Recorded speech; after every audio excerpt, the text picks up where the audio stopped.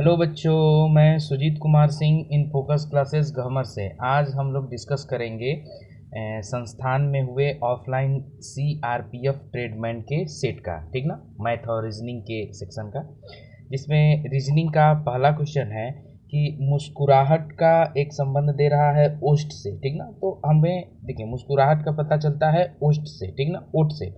तो नेत्र का पता नेत्र से क्या पता चलता है? तो ध्यान दीजिए कि हमें आंसू का पता जो है, आंसू का पता नेत्र से चलता है, यानी एक का हो जाएगा सी। दूसरा हम लोग का क्वेश्चन है कि जेड और ए संबंधित है वाई और बी से। तो हम देखेंगे कि जेड और ए में जो है, अगर हम -1 करते हैं, ठीक है, और ए से बी में हम +1 करते हैं, तो ये रिलेशन बनता है। तो इस प्रकार x और c का संबंध कैसे बनेगा?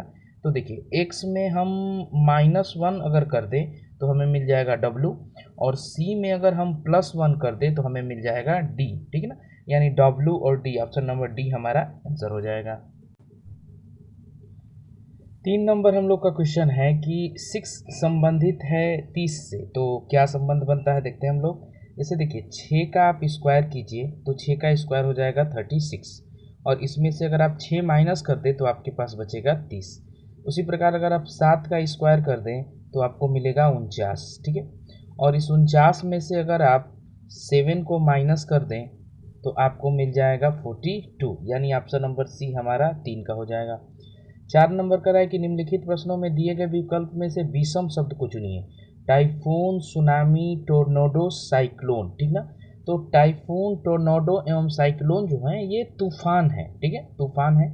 जबकि सुनामी जो है वो जब ध्यान दीजिए ये तूफान आते हैं तो समुद्री धरातल में जो एक भूकंप या एक उथल पुथल जो मचती है, तो उससे जो लहरें ऊंची ऊंची उठती हैं वो संबंधित होता है सुनामी से, ठीक ना।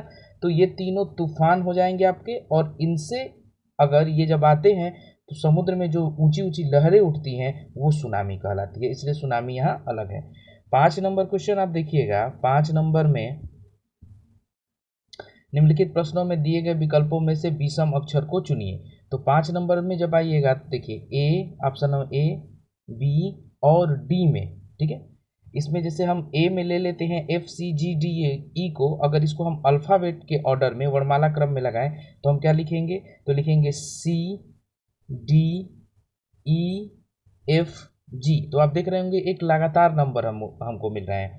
उसी प्रकार बी में आइएगा तो T R Q P S, यानी कि पी, पी के बाद Q, P Q R S T. उसी प्रकार डी नंबर में आ जाइए तो यहाँ आ जाएगा आपको आई जी से जी आई जे, फिर से करते हैं इसको कि जी के बाद जी एच आई जे के, ठीक है। यहाँ भी आप देख रहे होंगे कि लगातार नंबर मिल रहे हैं। लेकिन सी नंबर में जब आप आइएगा तो सी नंबर में हम उठाएंगे कहाँ से? एफ से। तो एफ के बाद हमें जी मिलना चाहिए, वही मिस है, यानी कि एफ के बाद यहाँ पर एच दिया हुआ है, एच के बाद आई होना चाहिए, वो भी नहीं है, यानी सी नंबर को अगर आप अल्फ़ाबेट में लगाते हैं तो वो एक कंटिन्यूअस वर्णमाला नहीं बनाएगा। 6 नंबर क्वेश्चन है हम लोगों का कि निम्नलिखित प्रश्नों में दिए गए विकल्प में से विषम शब्द युग्म को चुनिए। देखिए सख्त का नरम, यानी कि ये विलोम शब्द है, ठीक है। उसके बाद है लंबा ऊंचा, तो लंबा और ऊंचा समानार्थी, ठीक ना। ध्यान दीजिए दोनों का मतलब एक ही होगा, लंबा और ऊंचा। सी नंबर में देखिएगा मीठा का खट्टा विलोम, नोकदार का कुंठित, ये भी विलोम, यानी बी नंबर हमारा यहाँ पर जो है अलग है। 7 नंबर क्वेश्चन आप देखिएगा 135 123, तो इनका बीच का डिफरेंस निकालिएगा तो 12। उसी प्रकार बी नंबर में आइएगा 123 और 111 का डिफरेंस लीजिएगा 12, ठीक ना। डी नंबर में आइएगा तो 100 और 88 का डिफरेंस लीजिएगा 12। लेकिन सी नंबर में 111 और 100 का डिफरेंस लीजिएगा तो 11, इसलिए सी हमारा अलग है, 7 का सी। 8 नंबर क्वेश्चन देखिएगा कि दी गई आकृति में कितने त्रिभुज हैं। तो यहाँ पर ये बड़ी आसानी से हो जाएगा क्योंकि इसमें एक ट्रिक है, ठीक ना। देखिएगा जब भी आपको इस तरीके की आकृति बने, ठीक ना, इसमें आप सीधा इसका नंबरिंग कर दीजिए 1 और 2, और इन दोनों नंबर को जोड़ दीजिए, उतने ही त्रिभुज इसमें बनेंगे, यानी 1 + 2 = कितना? 3। तो ऐसे बन रहे हैं हमारे पास यहाँ कितने? 1 2 3 और 4, यानी कि 1 में 3 तो 4 में टोटल हो जाएंगे 12, ठीक है। एक नया आपको सिखाते हैं। इसमें इस तरीके की आकृति, ठीक ना, अगर एक वर्ग बन जाए और इसको कोने से इसको विकर्णता काट दिया जाए तो इसमें सीधा आप नंबरिंग कर दीजिए 1 2 3 4 और 4 का कर दीजिए, जितने नंबर तक जाते हैं इसका कर दीजिए आप दुगुना, यानी 4 दूनी के 8, ठीक है, 4 दूनी के 8 यानी 12 और 8 मिलके टोटल आपको त्रिभुज मिल जाएंगे कितने, 20 या 20 से अधिक, यानी ऑप्शन नंबर बी आपका आंसर हो जाएगा। 9 नंबर क्वेश्चन देखिएगा, इसमें बहुत क्लोज है। देखिएगा कि जैसे ये वाली आकृति किस उत्तर आकृति में शामिल है। तो बी नंबर में तो आप देख पा रहे होंगे कि ये दोनों हैं, ठीक ना, ये दोनों हैं, लेकिन तीसरा वाला इसका नहीं है, तो बी तो हमारा नहीं होने वाला। डी नंबर में ध्यान दीजिएगा कि इस तरीके की जो आकृति बनी है तो इसका जो ये जहाँ पर ये मैच कर रहे हैं ये रेड वाला पार्ट, ये आपको इसमें डी नंबर में कहीं नहीं मिलेगा, ठीक ना। सी नंबर और ए नंबर में आप हो रहे होंगे कंफ्यूज, ठीक ना। तो सी नंबर और ए नंबर में जब आप कंफ्यूज होइएगा तो देखिएगा इसमें कि सी नंबर में जो है ये इसके किनारे जो हैं, ठीक ना, सी नंबर में जो है इसके किनारे ये राउंड में है, ठीक ना, इस तरीके से राउंड में है, जबकि हमको यहाँ पर नुकीला चाहिए, ठीक है। और ऐसा आपको इसमें मिलेगा कहाँ पर, ए नंबर में। बाकी आती है ये बीच वाली बात, तो इसमें ऊपर से जो ये वाला रेड पार्ट दे रखा है, ठीक ना, रेड पार्ट दे रखा है इसमें, तो ये अंदर से ऊपर अंदर से जरूर मैच कर रहा होगा, यानी ऑप्शन नंबर ए यहाँ पर सबसे सही बैठेगा, क्योंकि इसमें नुकीला है और इसमें भी आपका नुकीला है। 10 नंबर क्वेश्चन देखिएगा, इसमें ध्यान दीजिएगा कि किया क्या है। ये दो नंबर जैसे 2 और 1 है, तो 2 और 1 को उसने जोड़ दिया है, तो 2 और 1 मिलके हो जाएंगे 3, और नीचे वाले 3 को इसमें गुणा कर दिया है, 3 तिली के 9, और इसी को बीच वाले पार्ट में रखा है। आप दूसरा में आइएगा, 5 + 3 = 8, और 8 में 2 का गुणा कीजिएगा 16। इसी प्रकार 5 4 9 9 1 9, यानी ऑप्शन नंबर सी आपका आंसर हो जाएगा। 11 नंबर देखिएगा कि कौन सी उत्तर आकृति प्रश्न आकृति के प्रतिरूप को पूरा करेगी। देखिए इसमें ऑप्शन नंबर डी जो है, 11 का डी आपका सबसे सही बैठेगा। जैसे आप इसमें देख पा रहे होंगे बाकी 3 में कि इसका आधा पार्ट इधर का पूरा खाली है, ठीक है, जो कि ए नंबर में होगा नहीं, बी में होगा नहीं, सी वाले में अगर आप लेके जाते हैं तो फिर इसको विकर्णता यहाँ पर मिला नहीं पाएंगे, यानी डी नंबर सबसे सही यहाँ पर इसका आंसर होगा। 12 नंबर क्वेश्चन देखिएगा, 12 में का एक नंबर सीरीज है कि 3 6 18 72 एंड 360। तो जैसे 3 में हम इंटू 2 कर दें, 3 में 2 का गुणा करें तो 6, फिर 6 में 3 का करें तो 18, 18 चौक 72, 72 पाँचे 360, और 360 में जब 6 का गुणा कीजिएगा तो आपको मिल जाएगा 2160, यानी कि option number A. 13 number question देखिएगा, BEHKN, ठीक ना, तो एक अल्फ़ाबेट का सीरीज है, ठीक है। तो इसमें देखिए बी का पोजीशन 2, ई का पोजीशन 5, यानी कि 2 में 3 जोड़ेंगे तो 5, ई के 5 के बाद एच का 8, ठीक ना, यानी कि 2 5 8, के का 11, एन का 14, यानी कि प्लस में 3 प्लस में 3 प्लस में 3 प्लस में 3, तो 14 3 17, 17 पोजीशन हो जाएगा क्यू का, और क्यू के बाद प्लस 3 यानी कि 20 पोजीशन हो जाएगा टी का, यानी क्यू टी आपका answer option number A. 14 number question देखिएगा कि इसको शब्दकोश यानी कि डिक्शनरी के अनुसार अरेंज करना है, ठीक ना।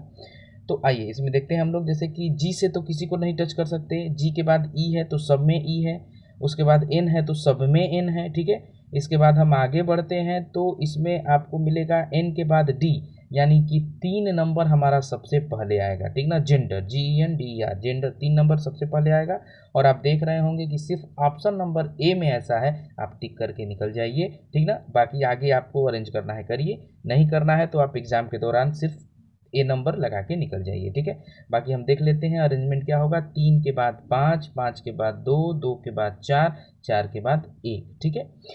15 नंबर क्वेश्चन है कि निम्नलिखित में से कौन सी आकृति हाथियों, भेड़ियों और जानवरों के बीच संबंध को भली भांति दर्शाता है। तो हाथियां भी जो हैं वो जानवर ही हैं, और भेड़िया भी जो है वो जानवर है, ठीक ना। तो यहाँ पर आप सबसे पहले एक जानवर के लिए बड़ा सा सर्कल ले लीजिएगा, इसको आप कहिएगा जानवर, ठीक है। इसमें ध्यान दीजिए एक छोटा सा पार्ट ले लीजिएगा हाथी के लिए, और एक दूसरा पार्ट आप ले लीजिएगा भेड़िया के लिए। बाकी भेड़िया और हाथी में कोई संबंध नहीं होगा, तो ये दोनों अलग अलग होंगे और दोनों जो हैं वो जानवर के बीच, ऑप्शन नंबर ए में।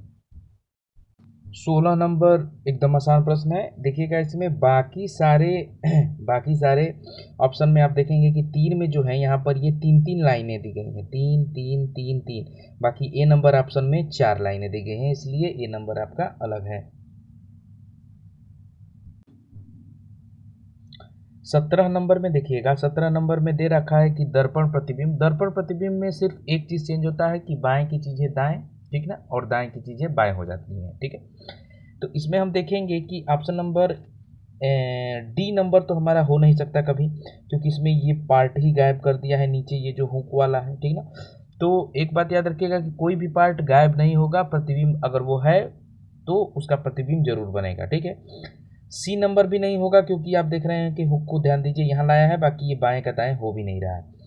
अब कंफ्यूजन ए और डी में, ए और डी में तो ध्यान दीजिएगा, ए और डी में ये लाइन वाले पार्ट तो सही जा रहे हैं, लेकिन ये हुक वाला ध्यान दीजिएगा कि अगर बाएं से हम दाएं करें तो इसमें ए नंबर में सही बैठेगा, जबकि डी नंबर वाला नीचे की तरफ है, तो डी नंबर आपका नहीं बनेगा। 18 नंबर में एक निश्चित कूट भाषा में टेबल को जो है GZYO भी लिखा जाता है, तो देखेंगे कि TABLE, ठीक है, और लिखा क्या गया है GZYO भी।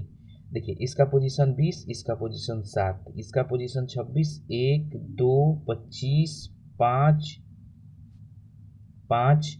उसके बाद ध्यान दीजिएगा कि ओ का आपका हो जाएगा 15, ठीक है।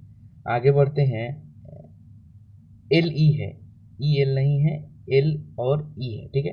तो 15 और इसका L का 12 और 22 भी का और E का 5। हम देख पा रहे होंगे कि विपरीत 20 27 21 और ध्यान दीजिए 26 और 1 27, 25 2 27, यानी हम देख रहे हैं कि विपरीत अक्षरों को लिखा गया है, ठीक ना, जिनका पोजीशन का योग 27 होता है। तो CHAIR के लिए आइएगा, ठीक है, तो C का विपरीत अक्षर आपका X हो जाएगा, क्योंकि 24 3 27, यानी XSZRI। ऑप्शन नंबर आपका हो जाएगा XSZRI, option number D, XXZRI, ठीक है, विपरीत अक्षरों का योग है। 19 नंबर में बोल रहा है कि निम्नलिखित अनुक्रम में कितने एक ऐसे हैं जिनके तुरंत पहले 9 हैं। तो देखिए हमें चाहिए एक, तुरंत पहले चाहिए 9, और बोल रहा है कि परंतु तुरंत बाद 7 नहीं हो, यानी बाद में 7 आपका नहीं हो, ठीक है। आइए, यानी सीधा है कि हम लोग 91 का ग्रुप खोजना है हमको, तो 91 के लिए एक ग्रुप आपको यहाँ मिलेगा, लास्ट में 7 है नहीं, बाकी 91 का एक यहाँ तो मिलेगा लेकिन 7 है, तो ये हम लोग नहीं ले सकते हैं।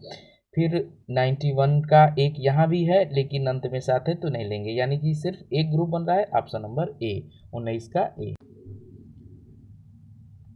20 नंबर क्वेश्चन देखिएगा, इसमें चिन्हों को अल्फ़ाबेट के रूप में दिया है, तो उसको चेंज करके हमें बनाना होता है, ठीक ना। जैसे अरेंज करते हैं कि 15, क्यू का अर्थ है आपका भाग, ठीक ना, तो क्यू की जगह आप लिख दीजिए भाग, तो 15 भागा 3, ठीक है। आर का मतलब है प्लस, तो 3 प्लस 24, ठीक है। उसके बाद पी का मतलब है घटाओ, यानी कि -12, और एस का मतलब है गुणा, यानी गुणा में 2। बाकी इसको हल करते समय एक बात याद रखिएगा कि बोडोमास का रूल नहीं भूलिएगा, ठीक है। तो हल करते हैं, 15 डिवाइडेड बाई 3, यानी यहाँ मिल जाएगा 5, प्लस में 24 माइनस 12 दूनी के 24, और हम देख रहे हैं कि 24 से 24 कैंसिल हो जाएगा और आंसर हो जाएगा आपका 20 का सी 5, ठीक है। 21 नंबर में आइएगा, निम्नलिखित विकल्पों में वह शब्द चुनिए जो दिए गए शब्द के अक्षरों का प्रयोग करके नहीं बनाया जा सकता है, ठीक है। जैसे हम आते हैं धर्मशाला, ठीक ना, तो इसके लिए यम ए पहला ऑप्शन बनाने के लिए यम चाहिए, ए चाहिए, मिल रहा है, यस ए यल ए, यानी ए नंबर आप बना सकते हैं। अगला आइएगा ए आर ए मिला, ARA यम, ठीक है। फिर उसके बाद एक और ए चाहिए, मिला, फिर यन। ध्यान दीजिए कि अब इसमें धर्मशाला वाले में ऊपर में कहीं भी एन नहीं है, इसलिए ऑप्शन नंबर बी हमारा जो है सही हो जाएगा, जिसमें कि ये एन हमें नहीं मैच कर रहा है, ठीक है। 22 नंबर में जो श्रृंखला बनी हुई है उसका ग्रुपिंग है, ध्यान दीजिए, ए बी बी, ठीक है, उसके बाद ए ए बी, ठीक, पुनः ए बी बी और उसके बाद ए ए बी, ठीक है। इस तरीके से एक श्रृंखला बनाए हुए हैं। तो उसमें हम देखते हैं कि कहाँ पर क्या फिल करके हम लोग इसको कंप्लीट कर सकते हैं। तो देखिएगा, ए बी बी यानी कि पहला आपको यहाँ पर एक बी चाहिए, ठीक है, ए बी बी के बाद यहाँ पर ए चाहिए, ए ए चाहिए, ठीक है। उसके बाद ध्यान दीजिएगा कि बी के बाद ए चाहिए, ठीक है, यहाँ पर हो गया। उसके बाद बी के बाद ए चाहिए और अंत में आपको चाहिए बी, यानी कि ये वाला ऑप्शन आपको मिल जाएगा किसमें, B triple A B, B triple A B, B triple A B, option number C 22 का आंसर हो जाएगा। 23 नंबर में पेपर फोल्डिंग और कटिंग दोनों एक साथ है। तो देखिए, फोल्डिंग और कटिंग में एक बात बताते हैं आपको कि जितने, जैसे देखिए आप कोई पेपर ले लेते हैं, ठीक है, ये पूरा का पूरा एक प्लेन पेपर है, इसमें अगर कहीं भी आप एक छेद करते हैं तो एक छेद दिखाई देगा, लेकिन अगर आप यहाँ से इसको फोल्ड कर देते हैं दो पार्ट में ऐसे और यहाँ पर अगर एक छेद करते हैं तो एक बात याद रखिएगा कि जितने तह बनेंगे ना, और अगर आप एक छेद करेंगे तो उसका दुगुना, ध्यान दीजिए, आपको वहाँ पर छेद मिलेंगे, ठीक है। तो यहाँ पर हम आते हैं, पहले ये देखते हैं कि कितने तह बने हैं। तो देखिए, एक तह ये, एक तह ये, दो बने, उसके बाद तीसरा ये बना, ठीक है, और उसके बाद ये टोटल को फिर राउंड कर दिया गया है, यानी फोल्ड कर दिया गया है, यानी कि 3 पहले थे और टोटल को करिएगा तो टोटल 6 तह बन जाएंगे। यानी अगर इसमें आप 2 छेद करते हैं तो आपको जो, जब पूरा पेपर खोलिएगा तो आपको 6 दूनी के 12 तो छेद आपको मिलने चाहिए। ऑप्शन सी और ऑप्शन बी तो आपका होगा नहीं। सवाल है कि ऑप्शन डी और ए में 12 छेद हैं, तो अब इसमें आंसर कौन सा। तो इसमें देखिए, ये दोनों आकृतियाँ तो ठीक है, लेकिन इसमें जब हम छेद नीचे की तरफ कर रहे हैं तो हमको ये नीचे की तरफ मिलेगा। ध्यान दीजिए, ऑप्शन नंबर ए में ऊपर की तरह नहीं मिलेगा, इसलिए ऑप्शन नंबर डी हमारा सही है। 24 नंबर में देखिएगा, बोल रहा है कि दी गई छोटी आकृतियों को जोड़ के कौन सी बड़ी आकृति बनाई जा सकती है। तो इसमें आप जो है ऑप्शन नंबर ए को बना सकते हैं। देखिएगा, जैसे मैं यहाँ पर इस पार्ट को मिला दूँ तो ये अगर 1 नंबर है तो 1 नंबर आपका यहाँ बन जाएगा, ठीक है। उसके बाद मैं दूसरे वाले को अगर यहाँ से इसको मिला दूँ तो ध्यान दीजिएगा कि ये वाला त्रिभुज यहाँ मिल जाएगा और ये ग्रीन वाला जो मैं दिखा रहा हूँ, ग्रीन वाला आपको यहाँ मिल जाएगा, यानी ऑप्शन नंबर ए आपका सही हो जाएगा, ठीक है। 25 नंबर क्वेश्चन है मैट्रिक्स का आपका। 25 नंबर को देखिएगा, 25 नंबर कि पुष के लिए समूह को पहचान कीजिए। तो हम जानते हैं कि मैट्रिक्स का क्वेश्चन हमेशा ऑप्शन के थ्रू बनाए जाते हैं, ठीक ना। जैसे कि हम ऑप्शन नंबर 1 ए में आते हैं तो 1 और 0 के लिए ध्यान दीजिएगा कि 1 और 0 के लिए मुझे देखिए किसका खोजना है, तो पुष का, PUSH। तो 1 और 0 में हम आते हैं, 1 और 0 के लिए P तो ठीक है।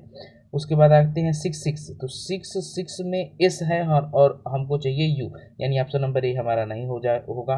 बी नंबर में आइएगा 3 और 0 के लिए T, 3 और 0 के लिए T, तो ऑप्शन नंबर बी हमारा नहीं होगा। सी के लिए आइएगा 1 और 10, तो P के लिए ठीक ही है। 4 5 U के लिए तो सही है। एस के लिए हम आएंगे 5 और 4, 5 और 4, ध्यान दीजिएगा कि 5 और 4 नहीं 6 सी नंबर में जो है 6 हम लोग चेक कर रहे हैं तो 6 तो 6 और 6 के लिए एस आया हुआ है, ठीक है। और एच के लिए 7 5, तो 7 और 5 एच के लिए, यानी कि ऑप्शन नंबर सी हमारा सही है। 51, अब मैथ का डिस्कशन करेंगे हम लोग। 51 क्वेश्चन है आपका कि यदि एक संख्या का, मान लेते हैं वो संख्या x है, तो x का 2/3 और उसी का 1/4 जो है 100 के बराबर है। तो पूछ रहा है कि संख्या क्या है, x is equal to 100 into 3 into में 4, ये दोनों ऊपर और बटा में 2, ठीक है। तो 2 से कटाएंगे 50 बार में, 4 3 12, 12 5 60, यानी कि 51 का हो जाएगा बी। 52 नंबर देखिएगा, 52 बोल रहा है कि एक संख्या के पहले 10% बढ़ाया गया फिर 20%। तो ऐसे सवाल ध्यान दीजिए कि हम लोग R1 R2 से करते हैं, प्लस में 10 प्लस में 20 plus minus 10 into 20 divided by 100। तो 20 और 10 30, और यहाँ से 2 शून्य कटेंगे, मिल जाएगा 2 एकम 2, यानी प्लस में 2 बराबर 32%, ठीक है। 53 नंबर हमारा क्वेश्चन है, 32% 52 का सी हो जाएगा। 53 नंबर हमारा क्वेश्चन देख पा रहे होंगे आप लोग कि एक वर्ग का क्षेत्रफल 256 मीटर स्क्वायर है। तो हम जानते हैं कि एक वर्ग का क्षेत्रफल भुजा का स्क्वायर होता है, यानी ए स्क्वायर बराबर 256 है, तो ए का मान हो जाएगा आपका 256 का वर्गमूल यानी कि 16, ठीक है। और उसके विकर्ण की लंबाई क्या होगी। तो एक वर्ग के विकर्ण की लंबाई होती है √2 और √2 उसकी भुजा, ठीक है ना। तो √2 एक और इंटू में भुजा हमको 16 मिली है, यानी ऑप्शन नंबर डी हमारा जो है आंसर हो जाएगा। 54 नंबर में देखिएगा बोल रहा है कि 6 मेज और प्लस में आप 12 चेयर खरीदते हैं तो इसका पेमेंट आप 7800 रुपया कर रहे हैं। क्लियर। यदि एक मेज का औसत मूल्य 750 है, यानी कि एक मेज आपको 750 है, तो 6 मेज आपको खरीदने में कितने पैसे लगेंगे। तो 6 इंटू में 750, ठीक है, यानी 4500 रुपये का जो है आपने सिर्फ मेज खरीदा, ठीक है। तो 7800 में से अगर हम 4500 को माइनस कर दें तो हमारे पास जो कीमत होगी वो 12 चेयर की होगी, यानी कि 3300 रुपये का हमने 12 चेयर खरीदा है। तो एक चेयर का मूल्य हो जाएगा 3300 और भागा में 12, ठीक है, यानी 275 रुपये का एक चेयर पड़ा होगा, ठीक है। आगे बढ़ते हैं हम लोग। क्वेश्चन नंबर 55 देखिएगा। क्वेश्चन नंबर 55 बोला है कि एक फैक्ट्री में साइकिल का निर्माण 2 वर्ष में 40,000 से बढ़कर 48,400 हो गया, प्रति वर्ष वृद्धि की दर बताइए। तो हम लोग वृद्धि की दर 2 साल का निकाल के उसका आधा कर देंगे तो हमें मिल जाएगा 1 वर्ष का वृद्धि दर। तो पहले देखते हैं कितना वृद्धि दर। तो देखिए 40,000 से हुआ है 48,400, तो हम बोलेंगे कि कितना बढ़ा। तो ध्यान दीजिए कि 8400 बढ़ा है। कहाँ से बढ़ा है, तो 40,000 से बढ़ा है, ठीक है। और परसेंटेज के लिए इंटू में 100, ठीक है। जब इसे कटाएंगे ध्यान दीजिएगा 4 शून्य, तो यहाँ डबल 4 और 4 से कटाएंगे इसको, यानी 21%। तो 21% तो 2 साल का, तो 1 साल का ध्यान दीजिए कितना हो जाएगा 21/2, यानी कि 10.5%, ऑप्शन नंबर सी। 56 नंबर देखिएगा। एक व्यक्ति 4 किमी प्रति घंटा की गति से चलते हुए एक निश्चित दूरी को 2 घंटे 45 मिनट में तय करता है, तो 16.5 किमी प्रति घंटा की गति से दौड़ते हुए व्यक्ति उस दूरी को कितने मिनट में तय करेगा। तो सबसे पहले तो हम देखते हैं कि 4 किमी प्रति घंटा की गति से 2 घंटे 45 मिनट में वो टोटल दूरी कितना तय किया। तो दूरी बराबर होता है स्पीड इंटू में टाइम, यानी कि स्पीड आपका 4 है और टाइम जो है 2 घंटा। 2 घंटा का मतलब हो जाएगा आपका कि 120 मिनट और साथ में 45 मिनट, ठीक है, यानी कि टोटल आपका हो जाएगा 165 मिनट, ठीक है, 165 मिनट। और इसको घंटा में बनाएंगे तो डिवाइड कर देंगे 60 से, यानी कि 165 डिवाइडेड बाई 60, ठीक है। और पूछ रहा है कि इसी को अगर वह 16.5 किमी प्रति घंटा की गति से तय करना चाहे तो कितना समय लेगा। तो ध्यान दीजिएगा कि इसको हम लोग, ध्यान दीजिए यही हमारी दूरी हो गई और इसको हम लोग डिवाइड कर देंगे किससे, तो 16.5 किलोमीटर प्रति घंटा से, ठीक है, यानी पॉइंट हटाने के लिए ऊपर में हम लोग इंटू 10 कर देंगे, ठीक है, यानी कि 165 से 165 खत्म होगा और 4 से इसको कटाएंगे तो 4 से कट जाएगा 15 बार में, यानी कि 10/15 मिनट में जो है, ठीक ना, 10/15 घंटे में जो है वो इस दूरी को तय कर लेगा। तो 10/15 को अगर हम लोग कन्वर्ट करना चाहें मिनट में तो ध्यान दीजिए इंटू में कर देंगे 60, घंटा से मिनट में जाने के लिए। तो 15 चौके 60, 10 चौके 40, यानी कि 40 मिनट में ये दूरी वो तय कर लेगा। 57 नंबर देखिएगा। 57, एक परीक्षा में ए को बी से अपेक्षा 25% अधिक, उसमें बी को सी की अपेक्षा 10% कम और सी को डी की अपेक्षा 25% अधिक अंक मिले। तदनुसार यदि डी को 500 में से, यानी डी ने पाया कितना है, तो देखिए डी का अंक है 320, डी का अंक है 320 और डी के फेवर में सी का दिया हुआ है कि सी जो प्राप्त कर रहा है वो डी से 25% ज़्यादा, यानी कि सी का कितना हो जाएगा, तो 320 का 25% बराबर, ध्यान दीजिए कि 1/4 इंक्रीज करेगा तो 5/4, यानी सी का हल कीजिएगा तो 400 नंबर होगा, ठीक है। और सी, बी को सी की अपेक्षा 10% कम, तो बी को कितना मिलेगा, तो 400 का 90/100, क्योंकि 10% कम है सी से, यानी 9 चौके 36, 360 जो मिलेगा वो बी को। और ए को बी के फेवर में कितना मिला है, तो 360 का, ध्यान दीजिए 25% एक्स्ट्रा, ठीक ना, ए को बी की अपेक्षा 25% अधिक मिले हैं, यानी यहाँ पर भी हम कर देंगे 5/4, 4 से कटाएंगे तो 90, 9 5 45, यानी 450 अंक पाया है कौन, तो हमारा ए, यानी ऑप्शन नंबर सी जो है आपका आंसर होगा 450। 58 नंबर देखिएगा। बोल रहा है कि एक व्यक्ति अपने फर्नीचर 15% लाभ पर बेचा, यदि वह 10% हानि पर बेचता तो उसे 500 कम मिलते। फर्नीचर का क्रय मूल्य ज्ञात कीजिए। देखिए हम देखेंगे कि SP1 जो है हमारा, यानी सेलिंग प्राइस 1 जो है वो 15% के लाभ पर है, यानी ये हो जाएगा 115 के बराबर। बोल रहा है कि अगर वह 10% की हानि पर बेचता, यानी SP2 जो है, विक्रय मूल्य 2 जो है 10% की हानि पर, यानी वो बेचा होता 90% में, ठीक है। तो इसके फेवर में वो कह रहा है कि उसको जो है 500 रुपये कम मिले होते। तो हम बोले कि परसेंटेज में कितना कम मिला होता, तो परसेंटेज में ध्यान दीजिए उसे 25% कम मिला होता, जो कि 500 के बराबर है। तो बोल रहा है कि फर्नीचर का CP बताइए, और CP होता है हमेशा 100%, यानी कि 500 जो है 25 के बराबर, तो 100 की कीमत कितनी, 25 दूनी के 50, यानी 2000 रुपये का उसका फर्नीचर रहा होगा। Option number A. 59 नंबर देखिएगा, 59 नंबर को आप बहुत आराम से बाय ऑप्शन कर सकते हैं, और ऑप्शन में भी यूनिट डिजिट मेथड, ठीक है। जैसे कि अगर मैं ऑप्शन नंबर ए ले लूँ तो ये कहीं ना कहीं ये चारों ऑप्शन छोटी संख्या का ऑप्शन है। तो अगर मैं सबसे मतलब कि इनमें से छोटी संख्या एक विषम संख्या 17 ले लूँ तो अगला क्या होगा, 19 होगा। और 9 7 63, इनका गुणनफल 9 7 63, यानी यूनिट डिजिट पर 3 आना चाहिए, और यहाँ पर हमारे पास यूनिट डिजिट में 9 है। ए नंबर आपका नहीं होगा। बी में आइएगा 19 और गुणा में 1, ठीक ना, 19 गुणा में 21, यानी कि 9 एकम 9, ये हो सकता है। बाकी सी और डी को देख लेते हैं। तो 21 के बाद अगर ये 21 छोटी विषम संख्या है तो इससे बड़ी हो जाएगी 23, 3 एक कम 3, यानी यूनिट डिजिट काम नहीं कर रहा। और 23 अगर छोटी संख्या है तो अगली जो विषम संख्या होगी वो 25, 5 3 15, इसका भी यूनिट डिजिट काम नहीं कर रहा है, इसलिए ऑप्शन नंबर बी आपका आंसर हो जाएगा 9 एकम 9, सिर्फ यूनिट डिजिट मेथड से। 60 नंबर देखिएगा, DI का क्वेश्चन है कि उक्त राज्यों में गेहूं का सबसे कम उपज वाला प्रदेश कौन सा है। तो आप देख रहे होंगे कि गेहूं में यहाँ पर जो है सबसे कम प्रोडक्शन पश्चिम बंगाल में हुआ है, ठीक है, यानी कि 60 का बी हो जाएगा, 60 का बी। 61 देखिएगा कि उक्त राज्यों में चावल की सबसे ज़्यादा उपज वाला प्रदेश कौन है। तो सबसे ज़्यादा चावल वाला आप देख रहे होंगे कि चावल सबसे ज़्यादा आपका पुनः पश्चिम बंगाल में, यानी इसका भी आंसर हो जाएगा सी, पश्चिम बंगाल। 62 नंबर देखिएगा, 62 नंबर बोल रहा है कि हरियाणा में चावल की उपज सभी राज्यों में चावल की उपज का कितना भाग है।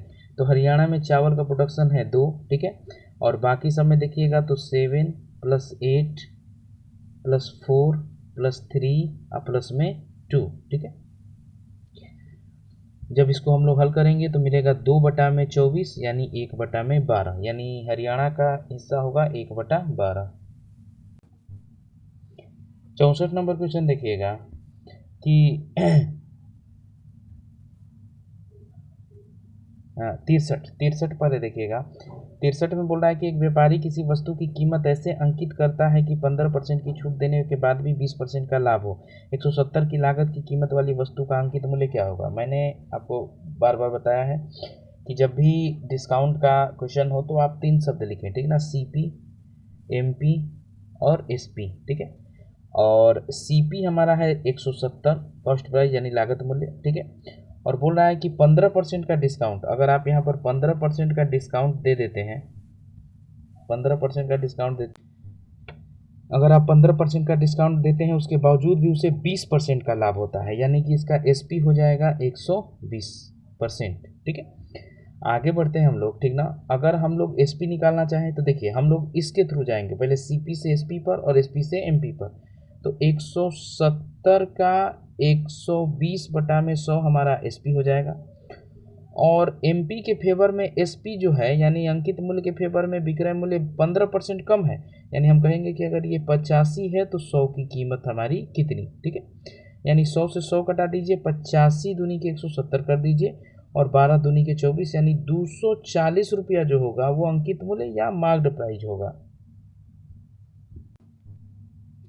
64 नंबर क्वेश्चन देखिएगा कि 2400 की धनराशि साधारण ब्याज की दर पर 4 वर्षों में 3264 रुपये हो जाती है। तदनुसार यदि ब्याज की दर में 1% की वृद्धि कर दी जाए तो वही धनराशि उतने ही समय में कितनी हो जाएगी। तो यहाँ पर हम देखेंगे कि देखिए 1% की वृद्धि हो रही है, यानी कि जो हमें 3264 रुपया मिल रहा था वो तो मिलेगा, साथ में एक्स्ट्रा क्या मिलेगा, तो एक्स्ट्रा हमें मिलेगा कि 2400 का ही 1% के हिसाब से 4 साल का ब्याज हमें और मिल जाएगा, ठीक है। यानी कि 3264 64 में जो है हम जोड़ दें कि इसका एक्स्ट्रा वाला ब्याज यानी 24 चौके 96, तो हमें मिल जाएगा 3360 रुपया। Option number D. 65 number question आप देखिएगा। 65 में बोल रहा है कि ए किसी कार्य का 1/3 भाग 5 दिन में कर सकता है। तो देखिए ए जो है किसी कार्य का 1/3 यानी 3 हिस्सा में एक हिस्सा करता है 5 दिन में, तो मैं बोलूँ कि तीनों हिस्सा कितने दिन में करेगा, तो 15 दिन में। उसी प्रकार बी के लिए आइएगा तो बी किसी कार्य का 2/5 यानी कि 5 हिस्सा में 2 हिस्सा वो करता है 10 दिन में, तो एक हिस्सा करेगा 5 दिन में, तो 5 हिस्सा कितने दिन में करेगा, 25 दिन में। यानी एक सिंपल सा क्वेश्चन ये हो गया कि ए किसी कार्य को करता है 15 दिन में और बी उसी कार्य को करता है 25 दिन में। इनका एलसीएम ध्यान दीजिए हो जाएगा आपका 150 यानी 150। तो ए की क्षमता हो जाएगी 10 और बी की क्षमता हो जाएगी 6।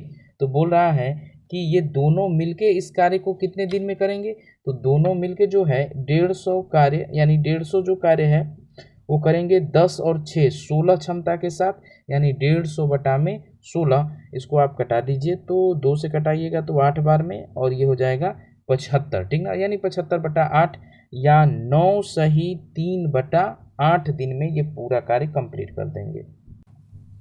66 देखिएगा कि एक लड़का तथा एक लड़की मिलकर किसी हौज को भरते हैं। लड़का प्रत्येक 3 मिनट में 4 लीटर पानी डालता है। तो मैं बोलूँ कि बॉयज के 1 मिनट का काम कितना, तो 1 मिनट का काम हो जाएगा उसका 4/3, ठीक है। और एक गर्ल जो है ध्यान दीजिए कि 4 मिनट में 3 लीटर पानी डालती है, तो गर्ल के 1 मिनट का कार्य हो जाएगा 3/4। मैं पूछूं कि बॉयज प्लस गर्ल्स के 1 मिनट का कार्य कितना, 1 मिनट का कार्य कितना, तो 4/3 प्लस में 4/3 प्लस में 3/4, यानी कि ये हो जाएगा आपका 25/12। जैसे 4×3 = 12, 3×4 = 12, 16, 4×3 = 12, 3×3 = 9, 25/12। तो दोनों के एक साथ 1 मिनट की क्षमता हो जाएगी 25/12, और इस क्षमता से अगर वो 100 लीटर पानी भरना चाहें तो कितने समय में भरेंगे। तो देखिए 100 लीटर पानी भरने के लिए हम डिवाइड कर देंगे इनकी क्षमता से, 25, 12 ऊपर चला जाएगा, 25×4 = 100, 12×4 = 48, यानी 48 मिनट में जो है इस पूरी टंकी को वो लोग भर देंगे। 67 में देखिएगा कि आप एक चीज़ कॉमन देखिएगा कि ए बी सी डी सभी में एक ही, मतलब जो भिन्न ए में है वही बी में भी है, सी में भी है, डी में भी है। तो यहाँ पर हम लोग ध्यान दीजिए कि तिर्यक गुणा मेथड, ठीक ना, यानी कि 2/3, जैसे 3/4, ठीक है, 2/3, 3/4, 4/5 और 1/2 तिर्यक। ध्यान दीजिए कि जैसे यहाँ ऐसे हम लोग 4 दूनी के 8 और 3 तिली के 9, तो जिसका मान ज़्यादा होता है वो भिन्न बड़ा होता है, यानी कि यहाँ पर 9 बड़ा है, इसका मतलब 2/3 और 3/4 में 3/4 बड़ा है। तो आरोही क्रम में लिखने के लिए बोला है, यानी कि छोटे से बड़े की ओर। तो यहाँ पर ये इन दोनों में ये बड़ा, अब ध्यान दीजिए छोटे के सेंस में यहाँ जाएंगे तो 5 दूनी के 10, 4×3 = 12, यानी कि 2/3 ही इन दोनों में भी बड़ा, और 2 दूनी के 4, 3 एकम 3, यानी 1/2 सबसे छोटा, ठीक ना। तो 1/2 के लिए हम लेंगे तो सबसे छोटा 1/2, और हम देख रहे हैं कि सिर्फ ऑप्शन नंबर सी में ही 1/2 सबसे पहले लिखा गया है, इसलिए 67 का आपका हो जाएगा सी। 69 नंबर क्वेश्चन आप देखिएगा कि √2 + √2 + √2 और ये गया है इनफाइनाइट तक। तो ऐसे प्रश्नों को हम बड़े आसानी से कर सकते हैं। इनका ध्यान दीजिएगा कि 2 ठो गुणनखंड हम लोग लेते हैं जो कि कंटिन्यूअस मतलब लगातार संख्याएं हों, तो 2 का 2 गुणनखंड यानी कि 1 गुणा में 2, ठीक ना, 1 गुणा में 2, और यहाँ पर अगर प्लस का साइन रहता है तो बड़ा वाला हमारा आंसर, और माइनस का रहता है तो छोटा वाला, यानी यहाँ पर 69 का आंसर हो जाएगा सी। 70 नंबर में हम लोग सीधा रेट से काम करेंगे। पहले तो ध्यान दीजिएगा कि 5% के वार्षिक दर से 2 वर्ष का साधारण ब्याज 50 है, तो 5% वार्षिक दर से 2 साल का साधारण ब्याज, तो हर साल का एसआई जो है बराबर होता है, तो 5 साल 1 साल का, तो 2 साल का आपका हो जाएगा 10%, और जिसकी कीमत दे रखा है उसने 50 रुपये। अब सवाल कि 2 वर्ष का ध्यान दीजिए सीआई पूछा है आपसे, तो 2 वर्ष का सीआई हम लोग R1 R2 से निकाल लेंगे, यानी कि 5 + 5 प्लस में 5 इंटू में 5 डिवाइडेड बाई 100, ठीक ना। तो 5 5 10 और 5 5 25 यानी 0.25, यानी 10% का कीमत 50, तो 10.25 की कीमत कितनी, तो 50 जो है वो 10 के बराबर, ठीक है, और इंटू में 10.25, ठीक है। तो 10 से इसको कटाएंगे, 5 से गुणा करेंगे तो 25 दो 5 10 दो 12, 5 एकम 5, 51.25 जो हमारा एक आंसर हो जाएगा, यानी ऑप्शन नंबर बी। 71 क्वेश्चन है हमारा कि एक घनाभ की कुल सतह का क्षेत्रफल यानी टोटल सरफेस एरिया जो है 376 वर्ग सेंटीमीटर है। इसके आयतन का पता लगाइए अगर इसकी लंबाई चौड़ाई 10 सेंटीमीटर और 8 सेंटीमीटर है। तो देखिए कि एक घनाभ का जो है टोटल सरफेस एरिया का फार्मूला आपका हो जाएगा 2 ब्रैकेट में LB plus BH plus LH, ठीक है, और इसी की कीमत है 376। तो यहाँ पर पहले हम मान पुट करेंगे जिनका मान हमको दिया गया है। हमको मान दिया गया है उसकी लंबाई और चौड़ाई, यानी L जो है 10 और B जो है 8 है।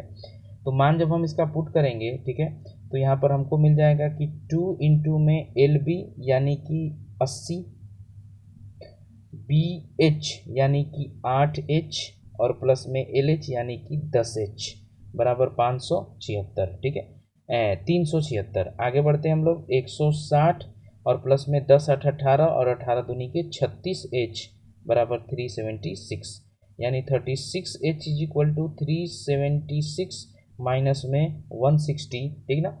तो माइनस में 160 हम लोग जब करेंगे तो हमारे पास आ जाएगा 6 1 और 2, और इसको जो है हम लोग 216 को 36 से अगर हम भाग देते हैं तो हमें मिल जाएगा 6, ठीक है, यानी H का मान हमारा 6। और एक घनाभ का आयतन होता है L इंटू में B इंटू में H, यानी 10 गुणा में 8 गुणा में 6।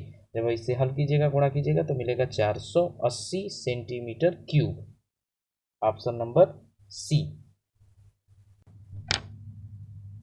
72 नंबर देखिएगा कि यदि प्रत्येक 500 कीमत वाली 3 शर्टों की खरीद पर एक शर्ट मुफ्त पाने की पेशकश की जाती है तो प्रत्येक शर्ट पर प्रभावी छूट, यानी कि टोटल हम ये समझे कि हमें टोटल CP मेरा कितना मिला। तो ध्यान दीजिएगा कि 500 रुपये की एक है और ऐसी मिल रही है मुझे 4 शर्टें, क्योंकि 3 खरीदने पर एक फ्री, यानी टोटल हमारा कीमत हो जाएगा 2000, ठीक है, और छूट मिल रही है एक शर्ट मुझे फ्री में मिल रही है, ठीक है, यानी कि एक शर्ट की कीमत कितनी, 500 किस पर, 2000 पर इंटू में 100, ठीक है, यानी ये आपको मिल जाएगा कितने परसेंट के बराबर, तो ये मिल जाएगा आपको 25% के बराबर आपको छूट मिल रही है, ठीक है। 73 नंबर क्वेश्चन देखिएगा कि 80 किमी प्रति घंटा की औसत गति से शताब्दी एक्सप्रेस कोलकाता से रांची 7 घंटे में पहुंचती है, तो कोलकाता से रांची की दूरी बताइए। तो दूरी बराबर यानी कि डिस्टेंस बराबर होता है स्पीड इंटू में टाइम, और स्पीड हमारा दे रखा है 80 और टाइम दे रखा है 7, यानी 80 यानी 7 8 7 56, 560 किलोमीटर दूर है कोलकाता से रांची, ठीक है। 74 नंबर क्वेश्चन देखिएगा कि 15 और 85 के बीच कितनी प्राकृतिक संख्याएं हैं जो 7 से विभाजित होती हैं। तो देखिए यहाँ पर हम लोग अर्थमेटिक प्रोग्रेशन का कार्य कर सकते थे समांतर श्रेणी का, लेकिन बहुत छोटा सा प्रश्न है तो आप टेबल के अनुसार भी आगे बढ़ सकते हैं। जैसे ध्यान दीजिएगा कि 7 के बाद 14, उसके बाद आपको मिल जाएगा कौन सा नंबर, 21, ठीक है, उसके बाद 21, 7 21, 7 28, 7 5 35, 42, 49, 56, 56 के बाद 9 7 63, फिर 70, फिर 77 और 77 के बाद 84। तो यहाँ से हम लोग काउंटिंग कर लेंगे 1 2 3 4 5 6 7 8 9 10, यानी 10 ठो नंबर हमारे मिल जाएंगे जो 7 से डिविजिबल होंगे 15 और 85 के बीच में। 75 नंबर क्वेश्चन इजी है। एक गोलाकार एक्वेरियम में 11 मछलियां रह सकती हैं और प्रत्येक मछली के लिए 1.54 मीटर क्यूब पानी की आवश्यकता है, तो एक्वेरियम का आयतन कितना है। तो देखिए अगर एक मछली जो है 1.54 मीटर क्यूब जो है जगह मतलब पानी की आवश्यकता होती है, तो ऐसी 11 मछलियां उसमें रहेंगी तो उसका आयतन हो जाएगा 1.54 इंटू में 11, ठीक है, और 11 से मल्टीप्लिकेशन का आपको रूल मैं बता दूं कि इन नंबरों को ध्यान दीजिए, आप जोड़ते हुए आगे बढ़ सकते हैं, यानी कि 4, ठीक है, 5 4 9, ठीक है, उसके बाद 5 1 6 और 1 और 2 अंक पर लगा दीजिए दशमलव, यानी 16.94, ऑप्शन नंबर सी। तो इस तरीके से आप हमारा CRPF ट्रेडमैन का जो है ऑफलाइन प्रैक्टिस सेट का डिस्कशन समाप्त हुआ। ठीक है, ऐसे ही कंटिन्यूअस आपको इन फोकस क्लासेस में मंडे को, वेडनेसडे को और फ्राइडे को 3 सेट होते हैं। अभी तीनों सीआरपीएफ के सेट हो रहे हैं, लेकिन आगे कुछ हफ्तों में ही आपको यूपी पुलिस, आरपीएफ और सीआरपीएफ ट्रेडमैन, ये तीनों के अलग अलग दिन आपको सेट उपलब्ध होने शुरू हो जाएंगे। ठीक ना, तो ये डिस्कशन आप जरूर देखिए, अपने दोस्तों के साथ शेयर कीजिए। ठीक ना, लाइक कीजिए और चैनल को सब्सक्राइब कीजिए। ठीक है, धन्यवाद।